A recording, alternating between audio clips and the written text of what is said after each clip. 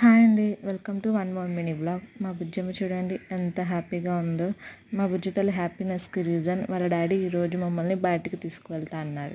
ఇంకా లేట్ చేయకుండా స్టార్ట్ అయిపోయాము. మేము నావీనగర్ బస్ స్టాండ్లో బస్ ఎక్కి అక్కడ నుండి సీఎస్ఎంటీ స్టేషన్కి స్టార్ట్ అయ్యాము.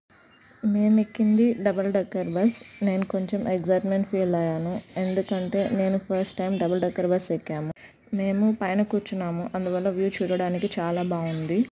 ఇంకా స్టేషన్కి వచ్చేసాము. మాతో మా అన్నయ్య కూడా వచ్చారు.